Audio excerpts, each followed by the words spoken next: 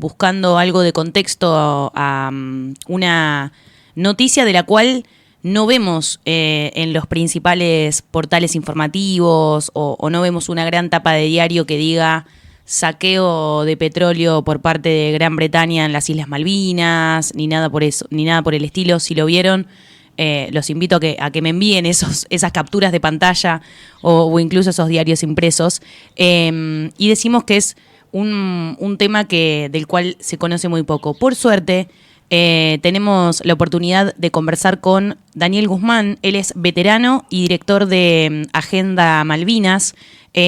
Agenda Malvinas ha investigado muchísimo sobre este tema y es un tema más de entrega a la soberanía nacional. ¿Entendemos? Le vamos a dar la bienvenida en principio. Daniel, ¿cómo estás? Buenos días. Flor Balbuena te saluda. Buen día, un gusto. Daniel, Agenda Malvinas tiene una gran cantidad de información al respecto, incluso de material histórico, ¿no? Una de las cosas que leía es de Menem a Milei, 30 años de expropiación petrolera británica en Malvinas. ¿Sentís que el tema se conoce muy poco aún? No hay ninguna voluntad de profundizar el periodismo, ni tampoco de la política argentina, de lo que está pasando en Malvinas, justamente. De lo que inició Guido Di Tella y Carlos Menem específicamente en el año 95 a la actualidad. Estamos hablando de 30 años de acuerdos, convenios, pactos espurios, porque no pasan por el Congreso de la Nación, sino que son acuerdos abreviados, así bajo esa denominación lo considera la Cancillería Argentina, para saltar la Constitución Argentina, saltar la disposición transitoria primera. Entonces estamos hablando de una política que empuja a Gran Bretaña desde Milei, que Argentina es permeable. Ha tenido algunos retrocesos Gran Bretaña, pero mejor dicho, no retrocesos, demoras o frenos, en el caso de entre 2006 y 2015 con Néstor Kirchner y Cristina, pero siguen avanzando. Esto da cuenta de una política absolutamente dirigida a la toma y explotación de los recursos y riquezas naturales de la República Argentina. Esto quizás la pregunta tiene una larga cadena en cuanto, primero, la pesca y ahora el petróleo. Bien. Daniel, quizás la pregunta es un poco ingenua, pero bajo la mirada británica, las Islas Malvinas a ellos les pertenecen, ¿no? ¿Por qué el gobierno argentino tendría que acordar algo con el gobierno de Gran Bretaña para la explotación de Malvinas? ¿Es porque lo están haciendo en un territorio que incluso no les corresponde? No, es para buscar la convalidación de la Argentina, porque Gran Bretaña sabe, y el mundo sabe, la Asamblea General de las Naciones Unidas, el Comité de Descolonización, organizaciones como Mercosur, la UNASUR, la CELAC, el G77 más China, todos se han expresado sobre la imposibilidad real que tendría Gran Bretaña de avanzar en la explotación de riquezas y recursos naturales de Argentina sin el consentimiento de la Argentina. Digo esto porque, en principio, ¿de qué vive la colonia usurpadora de Malvinas? ¿De qué vive en este momento? Claro. ¿Sabes? No tengo ni idea. De la pesca. De la pesca. De la pesca. Desde el año 89, ellos mismos dicen que desde esa fecha tienen superávit fiscales, porque venden licencias de pesca a países como a flotas de pesca de España, Taiwán, Corea del Sur y otras naciones. Naciones que, sabiendo que las Naciones Unidas, la Asamblea General de Naciones Unidas ha dicho que no se puede modificar el estatus, no se puede introducir cambio hasta tanto se resuelva la disputa diplomática, la devolución de las Malvinas. Sin embargo, Gran Bretaña vende licencias de pesca y esta temporada de verano hubieron 126 barcos pescando en aguas argentinas en torno a las Islas Malvinas. O sea, no es una cuestión. Y desde esa fecha extraen anualmente un promedio declarado, porque interpretamos que puede ser más, de 250.000 a 260.000 toneladas de recursos pesqueros, principalmente de calamar. 2 veces al año, entre febrero y abril de todos los años están pescando, y ahora desde agosto hasta octubre vuelven a pescar en la temporada de invierno. De eso viven. Claro. Lo que lo han constituido en uno de los países, estado, en este caso una colonia, con mayores ingresos per cápita del mundo, superior a Estados Unidos, Gran Bretaña, Suiza.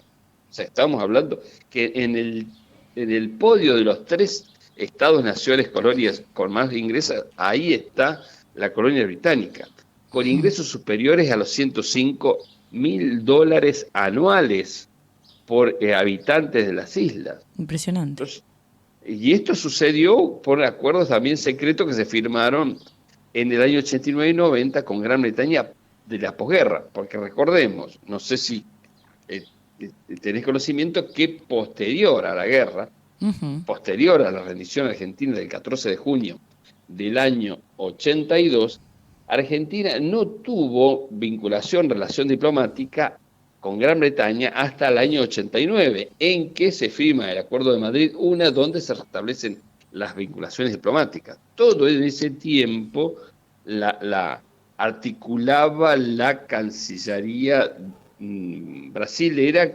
entre Argentina y Gran Bretaña. Entonces, digamos que entre el 14 de junio del 82 y el octubre del 89, digamos, estuvimos en una situación de ruptura diplomática y de beligerancia militar. Claro. Esa beligerancia militar se rompe posteriormente el 15 de febrero del 90, cuando se firma el Acuerdo de Madrid II, donde se plantea, se acuerdan entre Argentina y Gran Bretaña las condiciones del Atlántico Sur, el control marítimo mayoritario de Gran Bretaña en torno al archipiélago, que son 660 islas, no solamente Gran Malvinas y Soledad, ¿sí? Y cómo se articula en términos marítimos y en términos aéreos, cómo es la vinculación entre los dos países. Bueno, esto que sucede. Durante la guerra había un círculo alrededor de Malvinas de 200 millas, que era la zona de exclusión. Siempre decimos que el Belgrano, el crucero argentino, fue torpedeado fuera del área de combate, de la zona de exclusión. Sí. Esa zona de exclusión donde se combatió se la apropió Gran Bretaña, y ahí explota el recurso pesquero argentino. Y después se fue expandiendo hacia el este y hacia el sur. Vale decir, este dato, tomen nota, cuando dejamos Malvinas, los británicos usurpaban algo como 14.800 kilómetros cuadrados, las islas y 5 millas alrededor. Increíble. ¿Cuántos kilómetros pensás que ocupan hoy, 44 años después de la guerra? En esta instancia están ocupando 1 millón, y tienen control 1.620.000 kilómetros cuadrados, con aspiraciones y reclamos hacia la Antártida, por lo cual estamos hablando de un territorio marítimo, continental, insular, de 2.800.000 kilómetros cuadrados.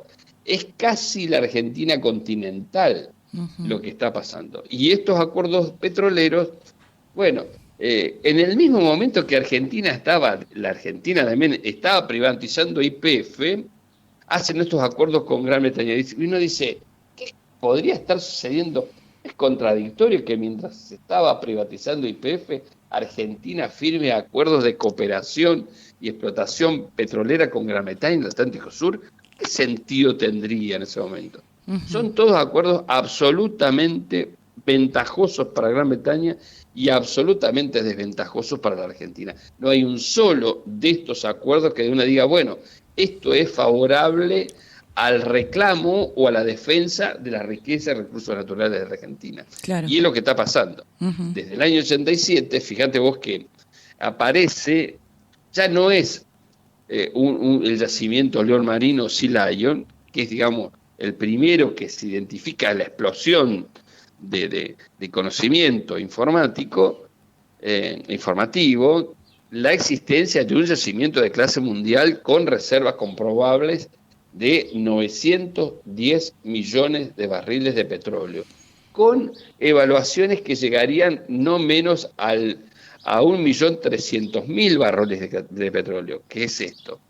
Bueno, al lado de ese yacimiento que es el marino, la semana pasada, Navitas dice que ha adquirido la licencia de otro yacimiento que tiene las siglas británicas por el tipo de pozo, PL001, donde tiene reservas garantizadas superiores a las anteriores. Estamos hablando de 1.700.000 kilómetros, perdón, 1.700.000 barriles de petróleo. Son volúmenes que la Argentina solamente tiene un yacimiento de esa categoría en Chubut, que se llama Cerro Dragón. No hay en el mundo este tipo. Brasil tiene uno frente a Río de Janeiro, Venezuela tiene un par en el de Orinoco y los países árabes, pero no abundan el volumen y la cantidad de la magnitud que se propone explotar, extraer Gran Bretaña. El año que viene, 2027, van a llegar los buques, las plataformas van a empezar a perforar los pozos y en el primer trimestre del 2028 van a empezar a extraer las dos primeras etapas del león marino en un volumen de 520 millones de barriles de petróleo. Daniel, ¿qué tienen que ver Total Energy, Harbour Energy y Pan American Energy con las Islas Malvinas y con Tierra del Fuego? Bueno, vale decir que estamos hablando de la empresa Navitas israelí, ¿no es cierto? ¿Cómo llegó esta empresa a Malvinas? ¿Cómo fue el proceso que llegó? ¿Cómo se incorporó? Lo cierto es que en el año 2010, la primera apertura de licitación fue en el año 97, una publicación que hicimos en las últimas horas, ahí lo que vos estabas indicando. Pero en el 2010, Gran Bretaña, aun cuando Néstor Kirchner en 2006 dio por cancelado estos acuerdos del 97, Gran Bretaña lo mismo empezó a licitar otras áreas petroleras al norte, al este y al sur del archipiélago de Malvinas.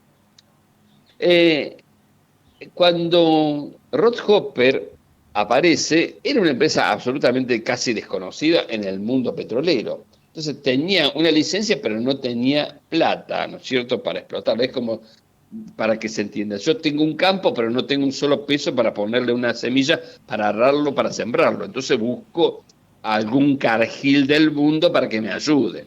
Y esto sucedió por un grupo de empresas, pues fue Chrysler, después fue Premier Oil, y estas empresas se fusionan, ambas empresas británicas, y conforman Harbour Energy. Así que Harbour Energy fue la accionista mayoritaria entre 2021 y 2022 de León Marino. Ella se desprende de los activos porque Harbour Energy, esta empresa, se posiciona que no quiere comprar yacimientos con problemas ambientales o con problemas de disputas territoriales. Así que se lo desprende y ahí aparece Navitas Petroleum, que le compra el paquete accionario a Harbour Energy. Entonces Harbour Energy, digamos, vale decir, operó en Malvinas con licencia ilegal de la colonia implantada, y esa misma empresa el año pasado, el anteaño pasado, anunció que compró el paquete accionario global mundial de una empresa alemana, es complejo, pero sigan con detenimiento, que se llama Wintershall.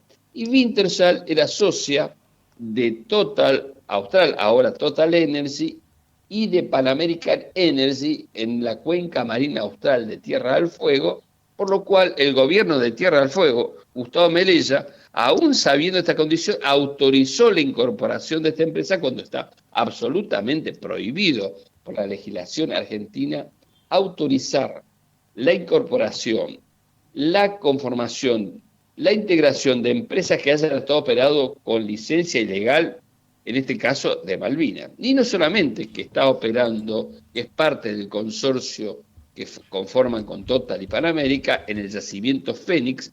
El yacimiento Fénix es un yacimiento de gasífero, mar adentro, costa afuera, como querramos decir, offshore, que se encuentra a unos 40 kilómetros de la costa de la Isla Grande de Tierra del Fuego, y a su vez tienen acciones junto con este grupo en Vaca Muerta. Entonces, es una convalidación sucesiva de ilegalidades que llevan a sola firma las autorizaciones del Poder Ejecutivo Nacional y del Poder Ejecutivo de Tierra del Fuego. Nunca podría estar Harvard en estas condiciones si no fuera porque existen gobiernos nacionales y como el gobierno de Tierra del Fuego absolutamente permeables o cooptados por los intereses británicos para que le permitan avanzar en la explotación y extracción de los recursos naturales de Argentina. Uh-huh. Lo que me queda claro, bueno, le recuerdo a la gente que por ahí recién se puede haber enganchado en la conversación y en la nota que le estamos haciendo a Daniel Guzmán, director de Agenda Malvinas. Lo que me queda muy claro, Daniel, es que cada presentación en la ONU o cada declaración para reclamar la soberanía de las islas, incluso este último episodio que reavivó un poco el debate y lo nacionalizó un poco más, que fue esta bandera que apareció en el medio del Mundial, no va por un carril y por otro muy distinto han ido los gobiernos neoliberales, digamos, ¿no? Empezando por el de Menem, porque Gran Bretaña tiene documentación que respalda que Argentina ha permitido, digamos, toda esta explotación de la pesca, ahora de los hidrocarburos. Es realmente una especie de mal chiste reclamar la soberanía si las cancillerías y la diplomacia se ha puesto de acuerdo y se ha dado la mano para que esto suceda, ¿no? La propia. Estamos hablando de una cancillería pro-británica de manera absoluta. Claro. Digo esto porque con la guerra de Malvinas en el año 82, la Cancillería estaba horrorizada que le estuviéramos declarando la guerra a Gran Bretaña.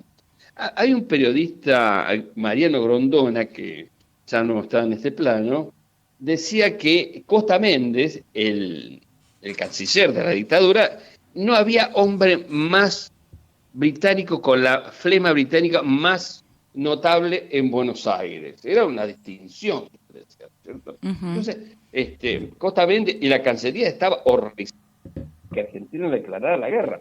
Era como declarar la guerra a la mamá. Claro. Porque la diplomacia tal cual la conocemos y que ha sido absorbida por Argentina, fue escrita, redactada y pensada por Gran Bretaña, por el Foreign Office, por el Ministerio de Relaciones Internacionales de Gran Bretaña. La diplomacia del mundo, no me refiero solamente a la Argentina.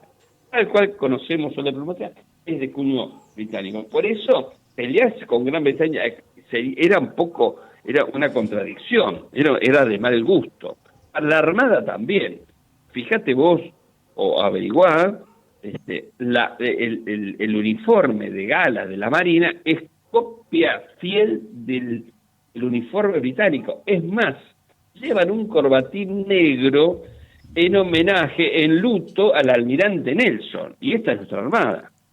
Y esto es lo que sucede. Entonces uno dice, bueno, es letra muerta la Constitución y las leyes frente al avance británico, que no es nuevo. Entonces es una secuencia permanente de procesos ilegales, de violaciones sistemáticas y sistémicas a las leyes de la Constitución argentina que van avanzando, tirando al diablo todos los anclajes constitucionales de la Argentina frente a Gran Bretaña. Es más, en el año 92, Argentina firma, y lo hace pasar por el Congreso, una ley de protección y activos británicos en la Argentina. Son inembargables. Todo, digamos, es una secuencia de actos ilegales que han convalidado el avance británico a estas instancias. Sí, ha habido, como digo, instancias de retroceso. Bueno, en el caso específico de Cristina Fernández, cuando establece junto con la UNASUR y con el Parlasur y el Mercosur un bloqueo continental, en este caso, para decirlo, entre Uruguay y Brasil, que no le proveyeran material y equipamiento para la explotación petrolera. Pero no bien se fue Cristina, el martes 13 de septiembre del 2016, Mauricio Macri firma el acuerdo Forador y Duncan, que en el capítulo Atlántico Sur dice levantar las restricciones en materia de comunicación, pesca, petróleo y turismo a favor de Gran Bretaña, que era eso justamente lo que había logrado Cristina Fernández de Kirchner. Es más, el Comité de Descolonización es una organización apéndice de las Naciones Unidas que nace en el año 60. ¿Para qué nace este organismo? Nace para evaluar, digamos, las Naciones Unidas se crean en el 45, ¿no es cierto? Posterior a los horrores de la Segunda Guerra y al genocidio del pueblo judío en los campos de concentración alemán. Entonces, se arma todo un andamiaje y uno de los hechos finales, póstumos de ese proceso que arrancó en el 45 fue la creación en 1960 por la resolución 1514, un comité de descolonización. ¿Qué analizaba? Analizaba los estados y naciones bajo situación colonial. Y desde ese momento, las Naciones Unidas observa y establece que en Malvinas hay una situación colonial. Bueno, todo esto que dice las Naciones Unidas es letra muerta posteriormente, porque, por ejemplo, un caso, Chile es uno de todos los años va al Comité de Descolonización diciendo a favor de Argentina que Argentina y Gran Bretaña se tienen que sentar a discutir y analizar la devolución de las islas. Sin embargo, por el otro lado, Gran Bretaña le presta apoyo económico, apoyo militar, apoyo científico. Ahora han firmado, en el contexto de la explotación petrolera, una empresa naviera chilena ha firmado un acuerdo para empezar a operar desde Punta Arenas, el puerto austral del continente chileno, sobre el estrecho de Magallanes, para operar mensualmente o 2 veces por mes, para llevarle equipamiento, mercancías, que es lo que requiere para este proceso de explotación. Entonces, una cosa es lo que se dice, las notas, los comunicados de repudio, de rechazo, y otra cosa es lo que efectivamente sucede en el caso concreto Chile y Uruguay. Porque Chile y Uruguay son los arietes, son la pinza de la cual Gran Bretaña se abastece. Uruguay en materia pesquera. Claro. Y Chile en este caso en cuestiones petroleras y militares, porque no sé si recordarás que hace 20 días atrás un barco militar, un buque patrullo artillado con misiles navegó desde Malvinas hasta Punta Arenas, ¿no? Pasando de largo y violando nada más ni nada menos los propios acuerdos que habían establecido Gran Bretaña con Argentina, los acuerdos Madrid II, de cómo era la relación en términos marítimos y aéreos.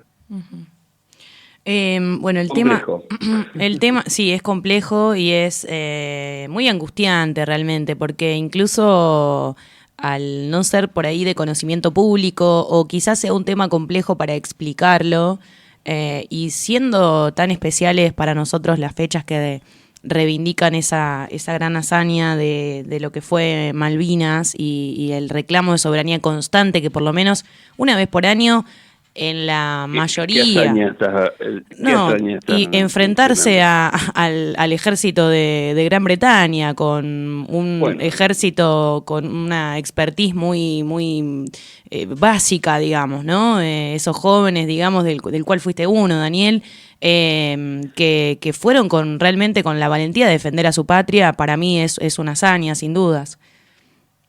Sí, bueno, podría decir que casi la guerra es el hecho maldito de Malvinas, ¿no? Porque a partir de ese momento, Gran Bretaña nunca más se sentó a discutir en el plano de Naciones Unidas que Argentina había ganado, tenía la iniciativa y los obligó a sentar desde el año 65 en adelante. El hecho ocurrió en el año 72, cuando Argentina hace valer y toma la iniciativa. La guerra rompe todo un proceso diplomático de lo cual Argentina iba siendo ganadora. Y la guerra es el hecho maldito de Malvinas, porque a partir de la guerra Gran Bretaña avanza de lo que ellos ya sabían, la existencia de recursos y riquezas naturales, a partir de una expedición científica marítima que hicieron a fines del 75 y comienzo del 76. Por eso se niegan rotundamente en avanzar con un acuerdo en términos de evolución de soberanía. O sea, claro. Podemos decir que hubieron hechos heroicos, doy fe que hubieron hechos heroicos, pero la guerra no realmente ha sido, no solamente dejó muertos, secuelas tremendas en una generación, sino que ha impedido de ahí en adelante el diálogo y ha sido todo un camino llano a favor de los intereses británicos. Totalmente. Digo esto pensándolo con seriedad y responsabilidad.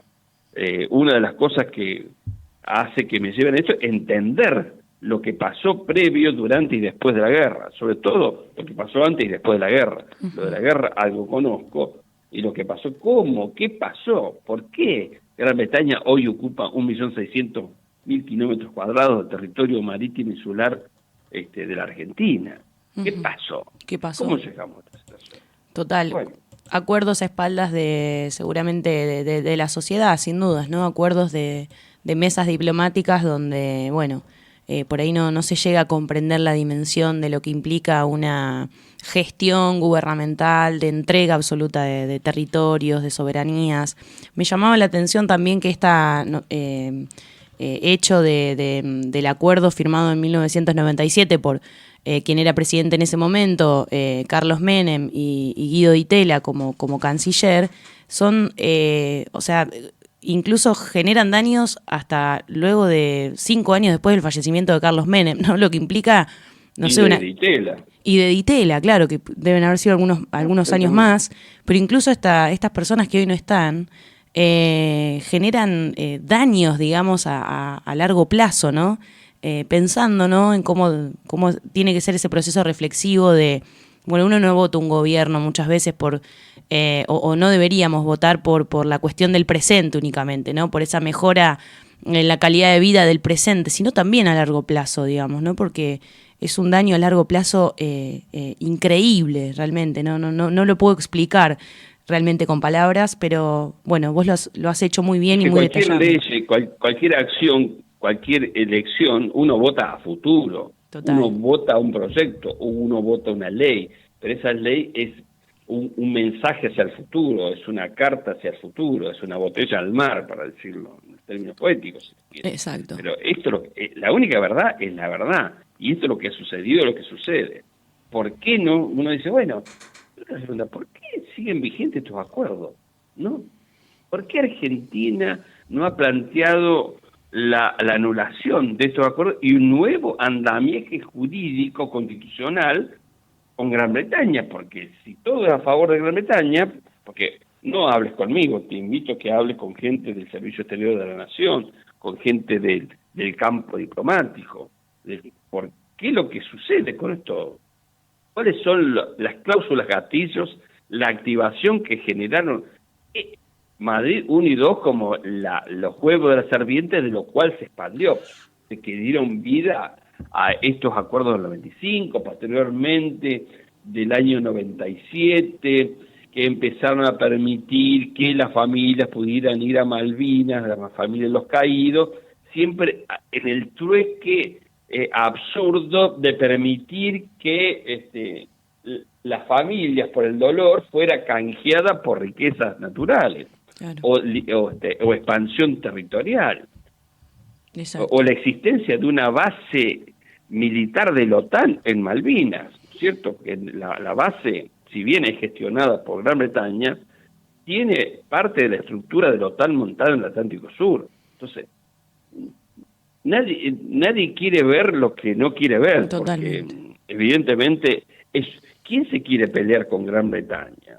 ¿Sí? No podemos pelear a veces carajearnos, podemos decir así, con Chile, pero con Brasil, pero nadie en este país de la política se quiere pelear con Gran Bretaña. Uh-huh. De hecho, que parte en este momento, vos que sos de Tandil, parte o gran parte o la totalidad de los proyectos ambientales de la provincia de Buenos Aires estar anclado a partir de aportes de fundaciones del gobierno británico.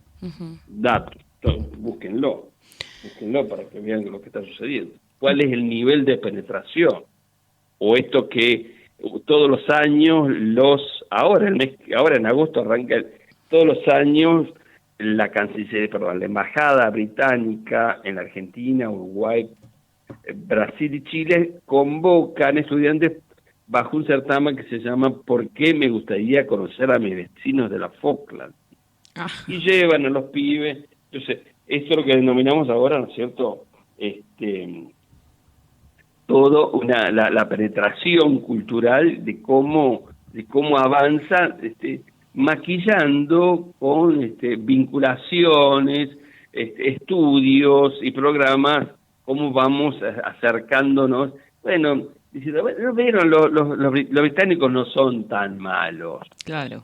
Estamos en esto, en una batalla cultural, política, frente a la ceguera autoinfligida de la política argentina. Es autoinfligida.